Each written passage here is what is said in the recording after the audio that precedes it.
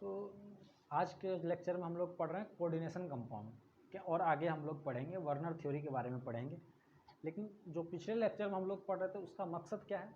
उसका मकसद ये है कि हमको ये समझ में आए कि मॉलिक्यूल के बीच में किस तरह से बंधन पैदा हो रहे हैं। ठीक है, बहुत सारे तरीके हो सकते हैं मॉलिक्यूल के बीच में क्या हो, अट्रैक्शंस हो।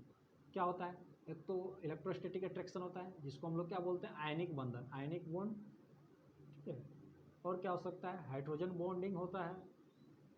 और क्या हो सकता है, मेटालिक बॉन्डिंग होता है, मेटालिक बॉन्डिंग होता है, इटीसी। इस तरह से बहुत सारे बॉन्ड होते हैं। उसमें से भी एक क्या होता है, दो तरह के बॉन्ड होते हैं, शेयरिंग से होते हैं।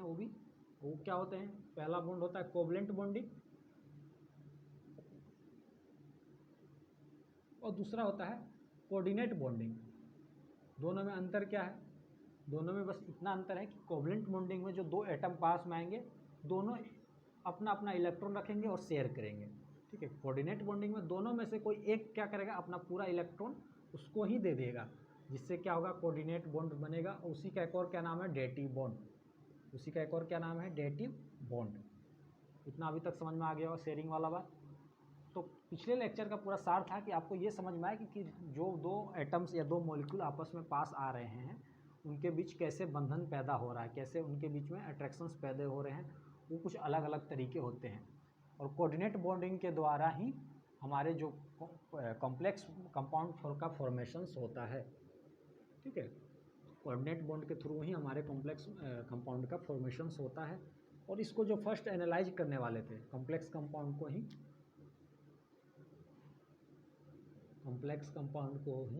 एनालाइज करने वाले फर्स्ट जो थे वो क्या नाम था उनका, अल्फ्रेड वर्नर। Alfred Werner. इसका मतलब क्या हुआ कि आप कंपाउंड को दो तीन कंपाउंड को पास में रखें, या जो कंपाउंड है आपस में जुड़ के कुछ एक ऐसा स्पेशल कंपाउंड बना ले रहे हैं जिसका प्रॉपर्टीज अलग है। ठीक है, ऐसे और भी होते हैं, जैसे डबल साल्ट होते हैं, जिस दो डबल साल्ट होते हैं, उनमें भी बहुत सारे कंपाउंड आपस में जुड़ के एक साल्ट बनाते हैं, जैसे KCl MgCl2 डॉट 6H2। इसको हम लोग क्या बोलते हैं, कार्नालाइट। इसको हम लोग कार्नाबाइट बोलते हैं। इसी तरह पोटास एलम है, इसी तरह मोर साल्ट है। ये क्या है, सारे स्टेबल हैं। अब मान लीजिए मैंने एक कॉम्प्लेक्स लिया, ये ले लिया, ये क्या है, कॉम्प्लेक्स कंपाउंड है। इसको हम क्या बोल सकते हैं, ये भी कॉम्प्लेक्स है, ये भी कॉम्प्लेक्स है। ये इसको हम क्या बोल देते हैं, कोऑर्डिनेशन कंपाउंड। ये क्या है, कोऑर्डिनेशन कंपाउंड। ठीक है, ये है कोऑर्डिनेशन कंपाउंड। इतना समझ में आ गया।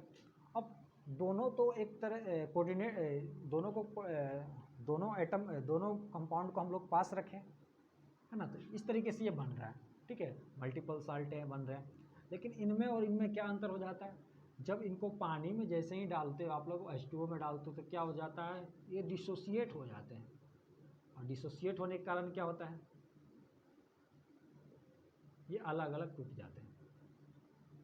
ठीक है, ये अलग अलग टूट जाएंगे।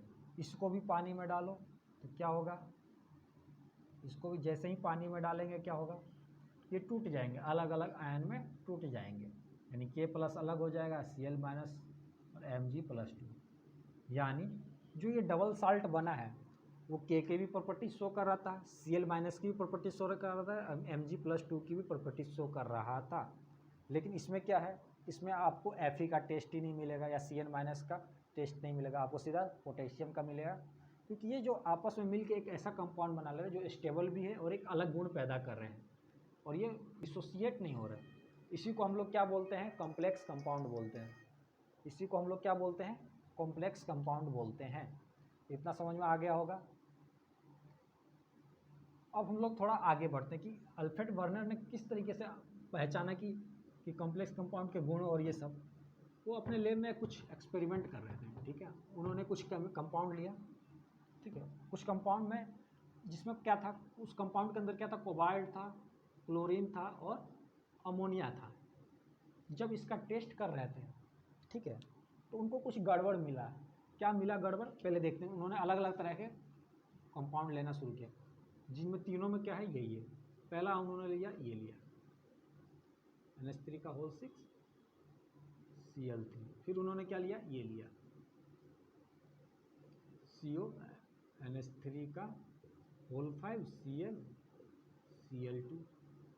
फिर उन्होंने क्या लिया, अलग कंपाउंड दिया।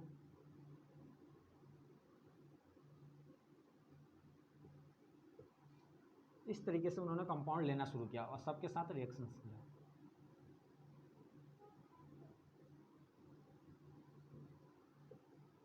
उन्होंने क्या किया, कंपाउंड लेना शुरू किया और इस तरह अलग अलग कंपाउंड लिया, जिसमें कोबाल्ट भी था, क्लोरीन भी था और अमोनिया भी था। ठीक है, अब इसकी बात करें कि अलग अलग कैसे हैं, इनके कलर अलग अलग है। इस वाले कंपाउंड का कलर येलो था, इसका कलर पर्पल था, इसका कलर ग्रीन था और इसका कलर क्या था, वायलेट था। इतना समझ में आ गया। अब उन्होंने देखा कि मैं तो कंपाउंड तो सेम ही ले रहा हूँ, जिसका मोलिकुलर फार्मूला सेम है, ठीक है, लेकिन ये अलग अलग प्रॉपर्टीज कैसे शो कर रहे हैं, कैसे।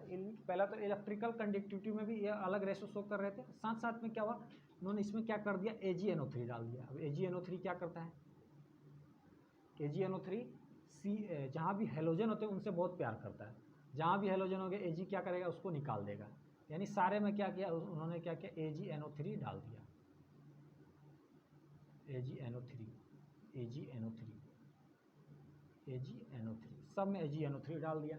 जैसे ही AgNO3 डाला तो जहाँ जहाँ Cl- बाहर होंगे वो निकल जाएंगे, है ना।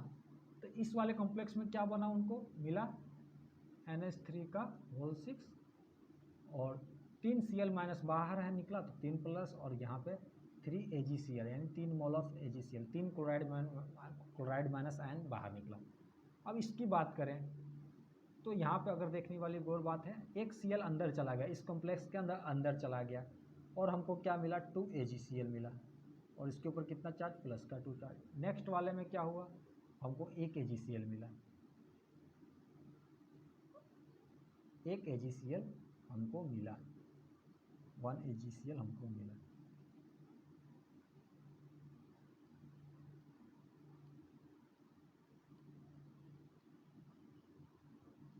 AgCl हमको मिला। तो ये सारे कंपाउंड इस तरीके से उनको मिले।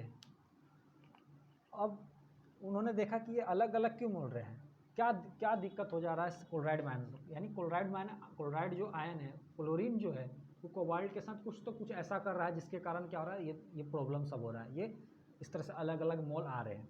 इनकी इलेक्ट्रिकल कंडक्टिविटी भी नापी गई तो अलग अलग आ रहे हैं, क्योंकि नंबर ऑफ मोल्स जितने भी सॉल्यूशंस में ज़्यादा होंगे उतनी उसकी इलेक्ट्रिकल कंडक्टिविटी होती है। इलेक्ट्रिकल कंडक्टिविटी आयंस पर डिपेंड करती है। नंबर ऑफ आयंस इंक्रीज हो गया, कंडक्टिविटी भी इंक्रीज कर गई। अब यहाँ पे 3 AgCl आयंस आया, यहाँ पे 2 AgCl आया, 1 AgCl, तो सबसे ज़्यादा कंडक्टिविटी किसकी होगी, इस वाले के कंपाउंड की। अगर मैं मान लूँ कंपाउंड को, इसको 1 मान लूँ, इसको 2 मान लूँ, इसको 3 मान लूँ, इसको 4 मान लूँ, तो सबसे ज़्यादा इलेक्ट्रिकल कंडक्टिविटी किसकी होगी, कंडक्टिविटी सबसे ज़्यादा किसकी होगी, 1 वाले कंपाउंड की, उसके बाद 2 वाले की, और 3 और 4 लगभग सिमिलर होंगे, क्योंकि दोनों में इतना ही निकल रहा है। इतना समझ में आ गया होगा। तो ये सब प्रॉपर्टीज देखा, तब उन्होंने क्या किया, अपना एक पोस्टुलेट बनाया, बोला कि नहीं ये एक स्पेशल प्रॉपर्टी शो कर रहे हैं, और इस स्पेशल प्रॉपर्टी और ये स्पेशल कंपाउंड को उन्होंने कोऑर्डिनेशन कंपाउंड कहा और उसके ऊपर पोस्टुलेट दिया। उनके पोस्टुलेट के मुताबिक क्या है, 4 पॉइंट थे, ठीक है। उनके पोस्टुलेट के मुताबिक क्या थे, 4 पॉइंट थे। वो 4 पॉइंट क्या थे, हम लोग देखते हैं। पहला पॉइंट था कि जो कोऑर्डिनेशन कंपाउंड है ना, उनके पोस्टुलेट जो थे, वर्नस थ्योरी पोस्टुलेट, उनके पोस्टुलेट के हिसाब से क्या थे, 4 उन्होंने पोस्टुलेट दिया। पहला दिया कि जो कोऑर्डिनेशन कंपाउंड है, 2 तरह के 2 टाइप्स ऑफ लिंकेज शो कर रहे हैं, 2 टाइप्स ऑफ लिंकेज शो करते हैं, 2 तरह के लिंकेज शो करते हैं। पहला जिनका नाम दिया उन्होंने क्या, प्राइमरी वैलेंसी शो कर रहे हैं जिसके कारण लिंकेज हो रहा है। दूसरा उन्होंने क्या, सेकेंडरी वैलेंसी शो कर रहे हैं, यानी सेकेंडरी वैलेंसी शो करते हैं।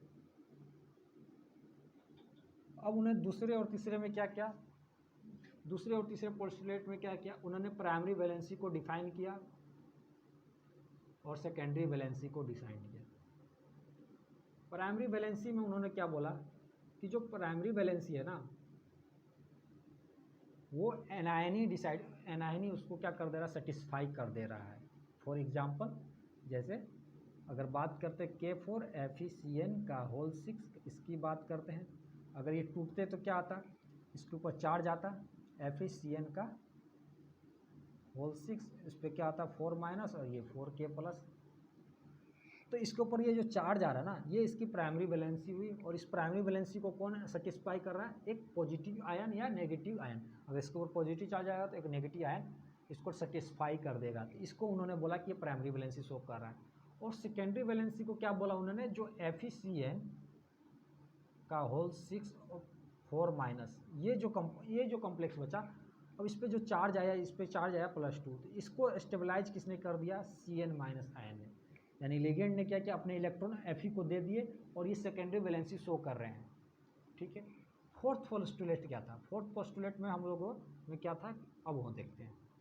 जो उन्होंने फोर्थ पोस्टुलेट समझ में आया, फोर्थ जो पोस्टुलेट जो उन्होंने बोला कि ये क्या है, स्पेशियल अरेंजमेंट होता है, इनके स्पेशियल अरेंजमेंट। और आज के मॉडर्न टाइम में क्या बोलते हैं इसको,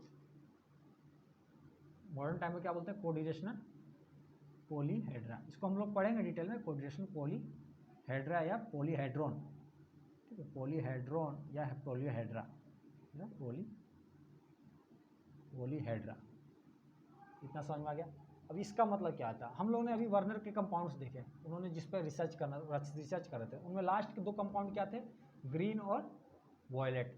उनमें क्या था, सारा कुछ सेम था।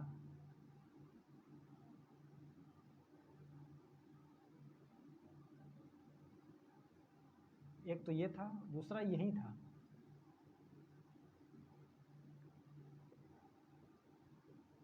इनमें क्या है, सारा कुछ सेम है, लेकिन क्या है, एक तो क्या है ग्रीन कलर का है, ये क्या है ग्रीन कलर,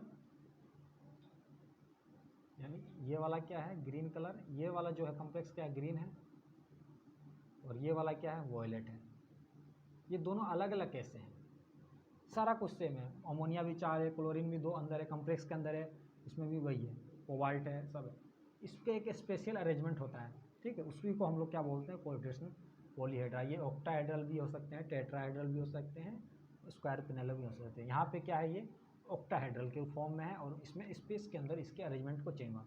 तो इन्होंने ये थ्योरी अपना रखा और बताया कोऑर्डिनेशन कंपाउंड के बारे में। लेकिन इनकी थ्योरी आगे चल के क्या होगी, आगे चल के इनका थ्योरी रिजेक्ट कर दिया गया। फिर हमको कुछ नया थ्योरी आने शुरू हुआ। पहला थ्योरी क्या था, BBT, बैलेंस बॉन्ड थ्योरी। उसके बाद क्या आया था, CFT, फिर लिगेंड फील्ड थ्योरी, फिर उसके बाद आया था MOT, मॉलिक्यूलर ऑर्बिटल थ्योरी। इस सब चीज़ें को पढ़ते हुए चलेंगे, आगे बढ़ेंगे, जो हमारे सिलेबस में के अंदर आते रहेंगे। तो आज के लेक्चर में इतना ही। आज पूरे लेक्चर का सार ये है कि जो कोऑर्डिनेशन कंपाउंड का जन्म कैसे हुआ, और पिछले लेक्चर का सार क्या था कि कोऑर्डिनेशन कंपाउंड बनते कैसे हैं, कोऑर्डिनेशन बॉन्ड से किस तरह से बनते हैं, कोई मॉलिक्यूल है आपस में पास में किस तरीके से आ रहे हैं। तो आज के लिए इतना ही, धन्यवाद।